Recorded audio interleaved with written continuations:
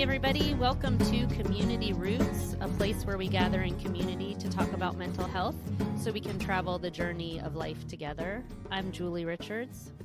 I'm Sarah Wakefield. And we are off the beaten path today with Holly Jedlicka. Welcome, Holly. Thank you for having me. We are so glad you're here, and your connection with Sarah, which I'm excited for this conversation to unfold today. But let's just start, Holly, with you telling us a little bit about who you are and maybe your background or interest in mental health and where that's brought you to today. Yeah, for sure. So I have been a licensed independent social worker working in mental health for 17 years. I came to this in my mid 30s, I guess. That dates me. Early 30s. That dates me less. But I came into mental health because I was a horse person first and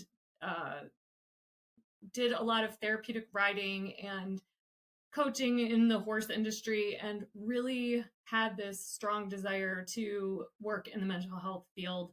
I know that comes from having a sister that was very mentally ill growing up with her, and not being able to fix it, right? So I wanted to try to help other people and bring together my two passions of helping people with their mental health as well as horses. So in 2006, we founded PBJ Connections, which originated with the concept of doing equine assisted psychotherapy for children and families, but over the years has expanded to providing mental health services for all age groups. And of course, we've continued the equine assisted psychotherapy piece, but we also do more traditional forms of therapy via telehealth and in the office.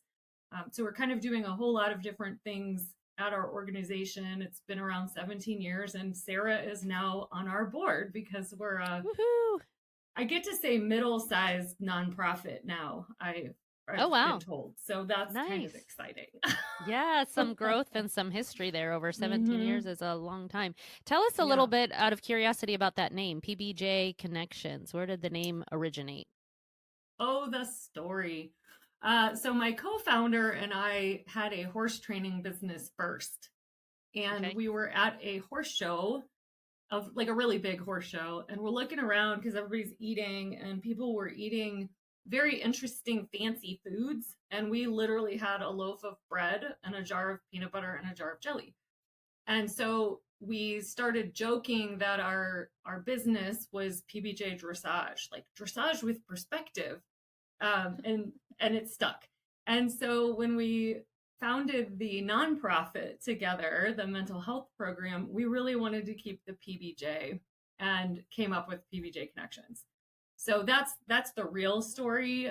When we don't feel like telling people that, 3 of our original horses were Pinot, Bert, and Jenny. So that works. A parallel meaning. Yes, exactly. Yes. Well, of course, what I went to at first when I saw PBJ, I was like, well, of course that's peanut butter and jelly. But I didn't want to just kind of assume that. But, no pun intended that it stuck, right? Peanut butter, kind of sticky. It's like, that is super cool. Yeah. Well, and I just love that the picture of PB&J, because it's like a basic, everybody should have PB&J if you're not allergic to peanut butter. But like mental health, everybody needs mental health help. And there's like this picture in my brain of those two coming together. Yes, yeah. I love it. I love it. I love that it starts, Holly, for you in such a meaningful place of a desire to help and to care for, and that in your own home you were maybe exposed to some, like, feeling a little bit helpless or wondering, what can I even do? And I know that this matters, like seeing the significance of it and then not sure of what path to take. And it sounds like your love for horses became a kind of maybe natural output of a place to connect that piece of mental health for you. Yeah, for sure. I mean, it also took my own therapy to understand that much of my own life has been a reaction to my sister. But I I really had this sense in the horse industry of not doing enough. Like, this is just for fun and it's not earth shattering. It's really just for fun. So I really wanted to do something more meaningful. And when we founded the program, the PBJ Connections program, we really wanted to be a mental health program that was benefiting from the use of horses to differentiate ourselves from other equine programs that may be doing therapeutic riding, or there's a whole lot in the industry that's like coaching and spiritual development with horses where they don't have licensed professionals. So that whole piece about being a mental health organization first has always been forefront for us, including our desire to help with research and how we seek funding and who we're having conversations with. So very early in the game, we were establishing ourselves with local community mental health centers, places like Ohio State. In our county, it was like behavioral health care partners, and talking to those folks about how this is mental health therapy and about how we're a mental health program. And that's really benefited us, I think, in our success, so that we're not this program doing things with horses. We're a mental health program, and one of our modalities includes the use of horses. Mm-hmm. Mm-hmm. I have to say that was one of the biggest draws for me when I first learned about PBJ, was putting mental health first. Because as a member of the equestrian community, you get exposed a lot to horse therapy programs like Holly, you just said, but a lot of them most of them don't put mental health first and care about the licensing, care about the certification, care about the standardization. And so when I first spoke with Holly, that was just a breath of fresh air. I felt grounded and centered just in speaking about this program. And then I've actually been out and have visited the facility and have visited during or have participated in one of your fundamentals of equine therapy programs, which provides CEUs for your therapists. And the emphasis really is so heavily on mental health, and that comes first and foremost. And the equines are just this mirror and a way for the client to process. So not to take away from you talking more, Holly, but for me, it's so meaningful to see that out in our community. Yeah, I would love to talk a little bit more about what it looks like when I would love for you to do that. Yeah, here, because some of us don't have the background to know how do these pieces match up. So please expand, help us understand and imagine kind of walking with you through this. Yeah. So currently we have 5 therapists on staff here, and what it looks like when someone wants to come for services is that they initially do a diagnostic psychosocial intake assessment with the therapist, and that's in the office.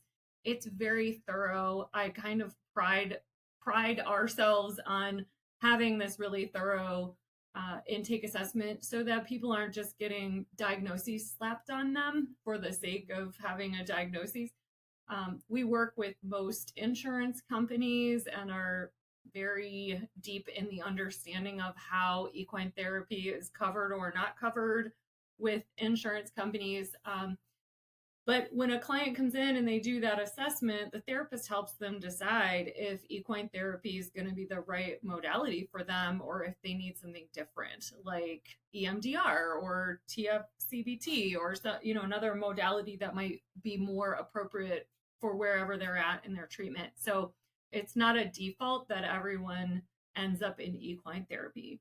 And in fact, for us, we get a lot of referrals or people calling us because they found us on their insurance panel or because we're the facility down the street from them.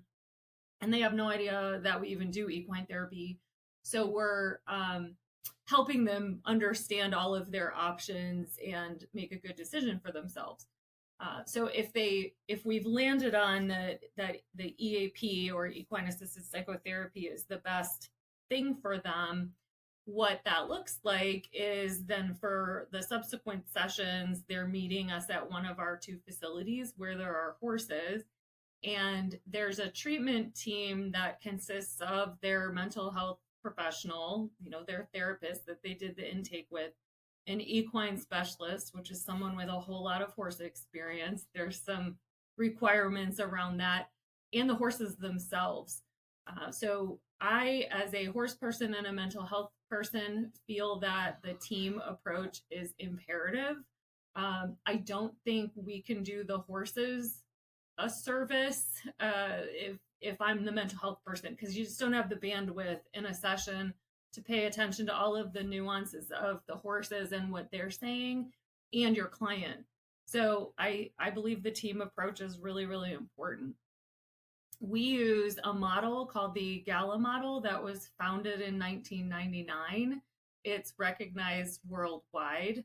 It's probably the biggest organization certifying people in EAP, in equine assisted psychotherapy. And it's not the here all end all. There's a bunch of certifications out there, but we really like this team approach. We like that the horses aren't ridden, and that the premise is really that they get to be themselves as prey animals, as herd animals, and just provide feedback to clients. There's a lot of metaphor involved. Kind of the whole concept is that the client is externalizing what's on the inside and putting it on the outside. So one of the examples I like to use is that if someone's coming in because they're having a lot of anxiety, which seems to be everyone these days, right? Lots of anxiety happening out there. It got worse during COVID. We have a framework that we follow that might include just inviting them to find where anxiety is showing up in the space with the horses. And so that might be with a particular horse that they notice anxiety. It might be their own feeling of anxiety, either when they're close or far away from the human facilitators, or near or far from horses. Like if all the horses walked away from them, they might experience more anxiety because they're feeling rejection. Or if a horse walks right up to them and it's really big and it's standing next to them, they might experience anxiety that way. And so then we take it from there. It's very client centered. The client is doing the projecting. We are not attaching meaning for them as to what the behaviors of the horses are meaning. And so it creates this very sort of story centered external experience for them. And of course, there's a lot of nuance to it, but they're not learning about horses per se. They're not riding, they're not learning horsemanship. It's really their own experience that they create out there in the pasture or the arena with the horses. So it can be really, really powerful with a lot of people. And just like anything, it's not the only modality that works. Sometimes it's not a good fit for people, and they need to go into the office and do a more structured type of therapy, or a deeper processing type of therapy, internal processing. And I want to say that there's not just horses involved here. There are many donkeys, pigs. I don't know if you guys use oh yeah, you do use the pigs in sessions. So it's a wide variety of equines and four-legged animals. The pigs insert themselves into equine sessions. They are not supposed to be the focus, right? It really is equine therapy, like horses, donkeys, miniature horses, like you were saying, Sarah. But yeah, there's cats that wander around, barn cats, and there's these 2 pigs at the one facility, and they do insert themselves. And because they might be part of this story, they often end up holding meaning as well. I mean, we've had everything from a pool noodle to a cat to the fence line to a bird flying overhead. Like all of these things may become part of someone's story, but fundamentally it's what are the horses doing? What are they saying in the session that we keep coming back to? So translate, Holly, I'm so intrigued by all of this because I've not had the experience at all. It makes me want to just come out for a day. Be like, will you Please have do. me just see what this is like? Because it's so hard for me to wrap my mind around even your clarity of like people aren't actually riding the horses. I'm like, oh, okay, this is new information to me. Um, but that the horse has something that we're translating there. Like I have zero understanding of that. So could you expand a little bit about what you're noticing within the horse? Cuz I'm still like I'm thinking back to my own experiences with horses, which is very limited. I had a horse step on my foot one time, and I'm thinking this is a large animal. I've had the let's go horseback riding, and please make sure I get one that's really calm because I don't know what I'm doing, and trying to figure out my own body on the rhythm of riding. So if I'm not riding and I'm trying to understand, I appreciate the fact that you're saying, like, it's centered on the unique experience of that client and you're not adding the meaning, but there is something happening with this horse that the horse is communicating and that you're able to notice or translate. Like, can you give us some more understanding of some of what that might look like? Yeah, so let me break it down. In the Gala model, we look at this treatment team, like I was saying, of the equine specialist, the mental health professional, and the horses.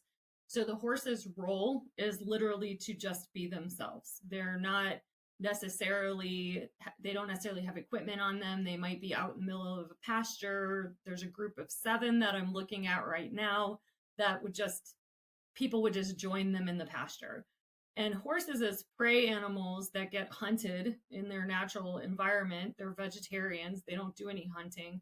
They're inherently tuned into our congruence. So, predators, including humans, the top dog predator, we're able to be very incongruent, right? Where our insides don't match our outsides. Horses can't do that.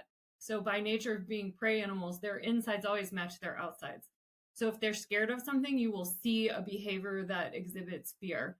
If they're relaxed, you will see a behavior that exhibits relaxation. So, that's what they're doing.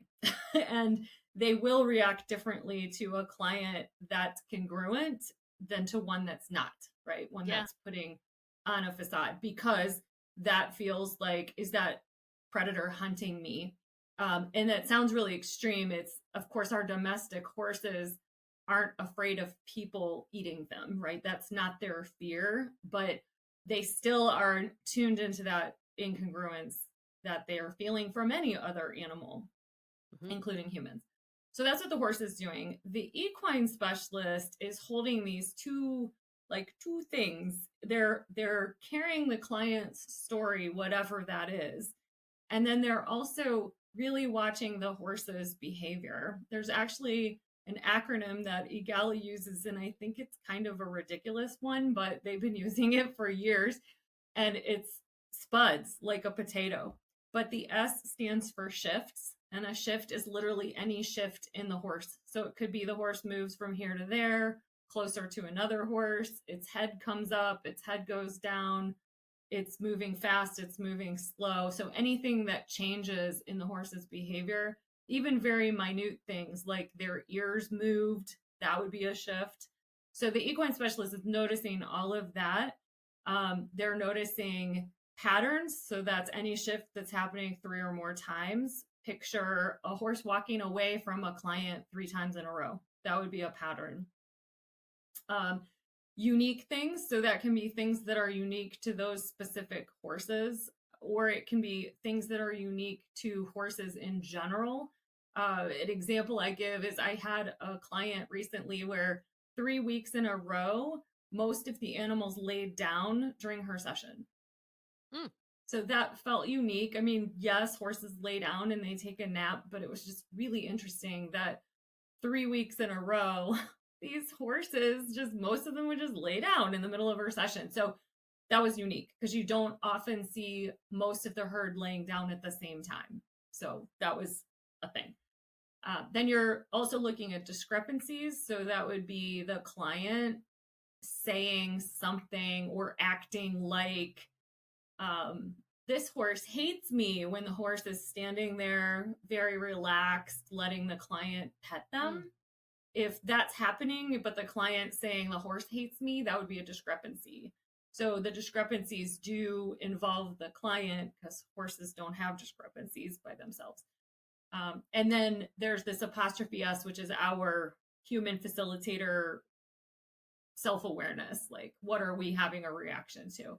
So we use this acronym as a framework, and the equine specialist in particular is watching all of those shifts, patterns, unique things in the horses, and without interpreting it for the client, on one hand, is also interpreting it in their own mind for safety on the other hand. So if a horse, for instance, is exhibiting an escalating irritation behavior, they're not going to say to the client, that horse is getting really irritated with you. They're going to do a different sort of intervention to keep the client safe, because they can see that the horse is getting irritated.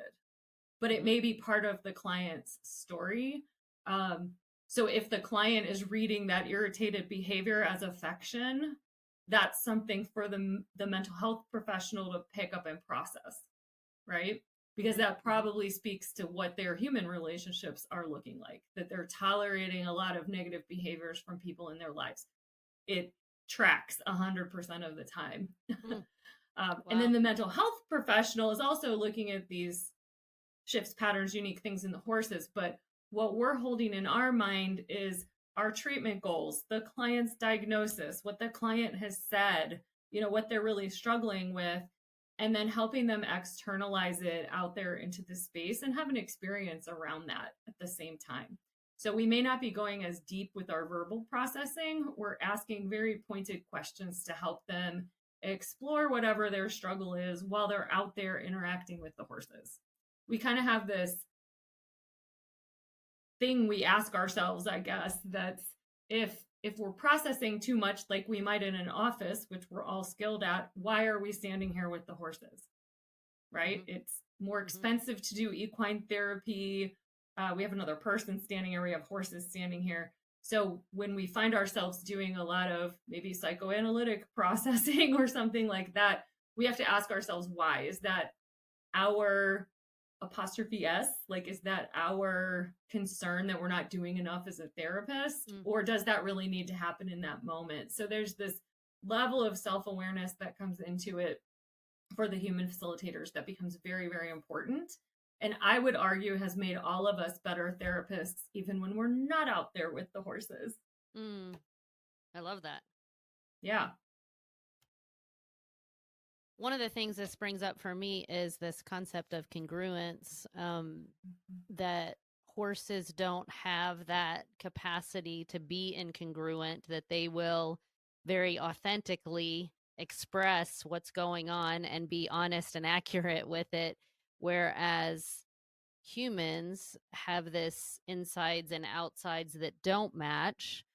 One of the things that I find fascinating with that from a neuroscience standpoint, which I always love understanding about our brain, is that registers to the human brain as threat also, because it's like something's off here. Like I can intuit, or kind of our neuroception of this isn't what's really happening, but it's being presented to me as if it's happening. And that puts stress on the human brain too. So I think that's cool that horses are paying attention to that, to notice like something's not matching here. This doesn't feel safe. Yeah. And I think the other piece is, it's in our name, PBJ Connections, but we all know, I think all of us in the field, just all of us living right now, feel the disconnection, right?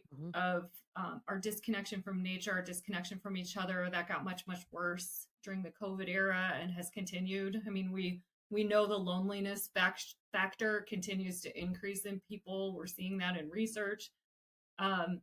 We know that people are often in this predator hard eyes state, right? We're staring at devices, computers, driving, like we're doing all these activities that are doing this thing to our nervous system. And just by placing someone outside with a group of horses in nature, they're closer to nature than we are, can be very regulating, even if people don't understand intellectually what's happening for them. And we hear that all the time. There are people that come here and get more anxious because they're scared of horses, and that's a different kind of session. But a lot of people are like, oh, I feel so much more relaxed now. And they don't even understand that it's their nervous system regulating just because of the environment. Wow. And horses, again, as prey animals, they stay regulated 99% of the time in nature because they are prey animals. So if they get scared, they will react quickly and then reacclimate quickly. They don't hold on to a fear. Whereas if I get very scared as a human, 2 hours later, I'm going to be like, oh my God, that was so scary. And I have to tell Sarah and Julie about this scary thing. And I keep holding on to it and living it over and over with my nervous system. Horses don't do that. There has to be something actively happening that's scaring them for them to be scared. The rest of the time, their heartbeat is slow. Their vagus nerve is regulated. Like they're just chilling out there, right? And that impacts us when we're in their space. Let's pause this a second. Like we're losing you, Holly. Holly, can you hear me? I think Holly's frozen, which is we've lost internet. Oh, here she is. Oh, she's back. Here we are. Yay! Maybe. Okay, good. You can hear us. So I'm marking it, Sarah, at 25. I think we started to lose you. So if you can kind of go back to the last minute of what you were saying. Are you still here? It looks like you're not. Oh, she's gone. Oh, she's back. Okay, now you're back. Hopefully now we're all back. I don't know what is happening. My signal is strong. So yeah, you look great over like on your signal. I would say the last minute and a half, maybe 2 minutes, we kind of lost. And I was fully engrossed in what you were saying, what you were talking about. Horses not holding on to something after the event fear, but we do. So can you kind of backtrack and say that section again? Sure. Yeah. So their nervous system is only experiencing fear when there's actually something to be afraid of. And we are not, right? We keep talking about it and experiencing it long after it's over. We hold on to that stuff. They don't. And so when clients are out with the horses that are regulated, it's by nature regulating, right? When we're around another regulated being, it helps our nervous system regulate. So even if we don't understand what's happening, our nervous system is understanding it that way. So that can be very powerful as well. And just plugging people back into nature and back into healthy relationships, because horses will only let us have healthy relationships with them, at least in this setting. I'm not going to get into what happens in like the horse industry, but in this setting, there's not unhealthy relationships happening over and over with the horses. They're giving feedback and we're reacting or we're processing. That sounds amazing. I love it. How true, like our nervous systems, we tend to hold trauma in our body. Our reaction is delayed and stuck in our nervous system. And so often doing the trauma work of going back to either activate that neural net or experience so that we can have a new reparative experience with it, or complete the action of what had started but didn't have a chance to complete. Yeah, we're kind of delayed in our human processing. And so that is so cool that a horse doesn't do that and is just able to be authentic to what it's experiencing in that moment, feel it, release it, and if there's nothing there in that moment to fear, the fear has already been processed for them. Yeah.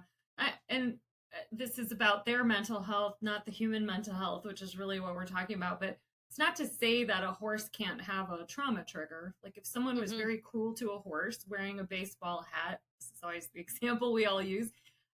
Next time they see a guy in a baseball hat, they may have a scared reaction because that's a trigger. Even if that that new guy in the baseball hat's not being scary. Yeah. They've associated.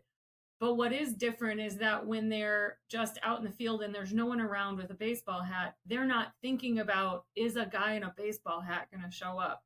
Whereas we are often, right? Yeah. Clients, especially with trauma, they're always waiting for the other shoe to drop, and horses just don't survive that way. They're mindful all the time. Yeah. Wow. So, how do we help connect some dots for people who haven't had this opportunity, but they're looking for a takeaway of, I don't know, how to be more mindful themselves, or how do we bridge some connections, encouragement, or support to our listeners today? Such a great question. We call that a right brain question. It's like, let's just sit with that and see what comes up for us, because, or even what you, Holly, have learned over the years, either about yourself or humans or the process itself. Like, what have been some of your takeaways that have been meaningful for you?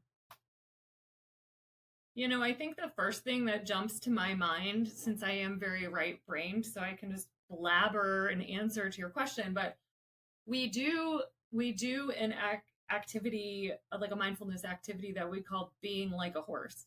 And we'll do that out with the horses. And it's essentially that same mindfulness activity that every therapist everywhere uses of tell me what, or, you know, express what you're seeing, hearing, tasting, smelling, feeling with touch. And we will do that with the horses and have people practice it. And then, because that's what the horses are doing, and then help them continue practicing that outside of sessions. And everyone says it's so much easier to do here than when I'm at home. And of course it is, because they don't have all of the distractions, right? So I think a lot of the takeaways just in general are that we as humans in general need to check back in with our senses more often and be more mindful. We need connection, and the horses are very easy to connect with because they're open to it. But we can find that connection by going on a walk. I tell people sometimes, like, go say hello to your Starbucks barista. Just have a moment of connection with another human being. Go, you know, hug your dog, you know, hug your dog or your cat and notice the connection. Because I think a lot of times what people are doing in our era is, even when we're having moments of connection, we're missing it because we're worried about the next thing.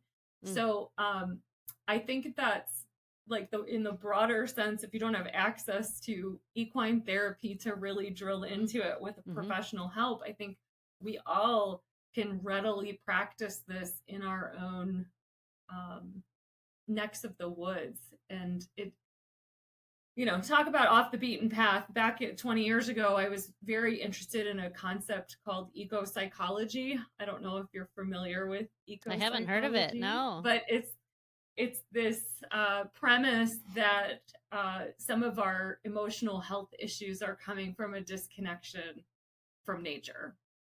And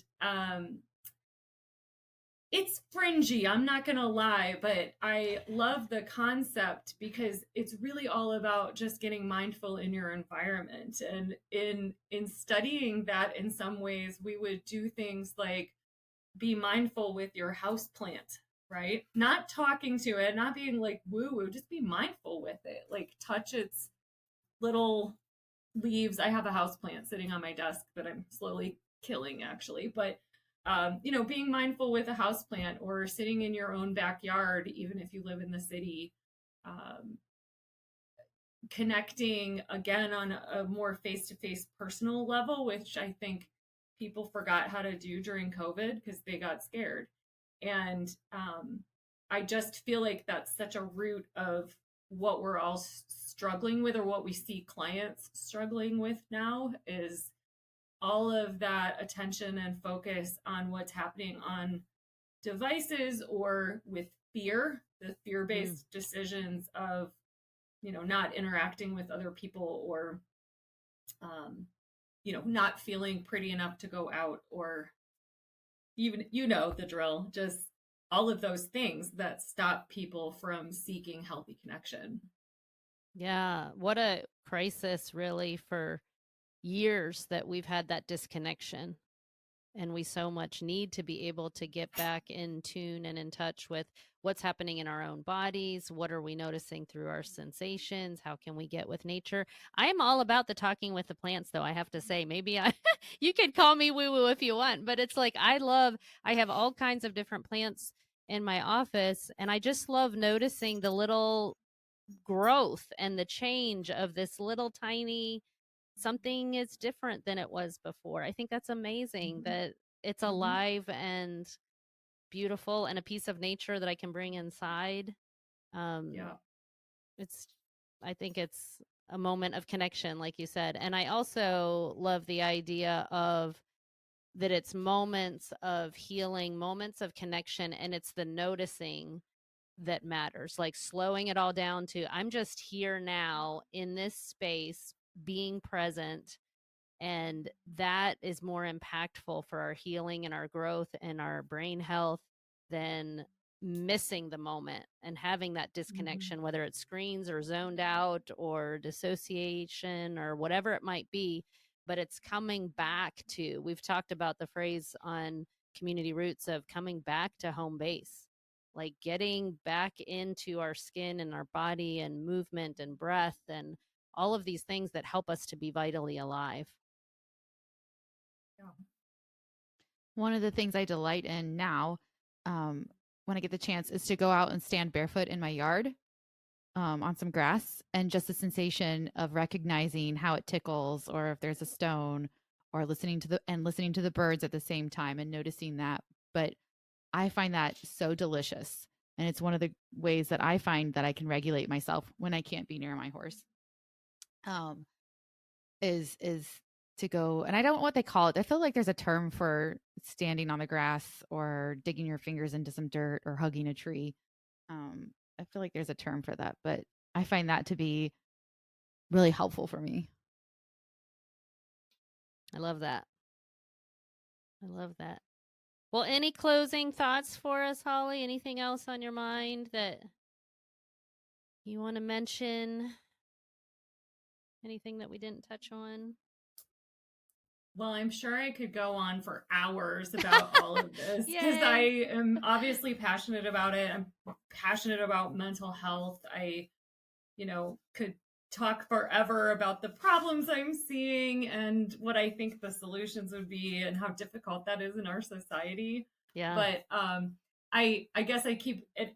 So for me, coming back to this medium-sized nonprofit that we've started in this neck of the woods, like we feel like we're making a difference for people.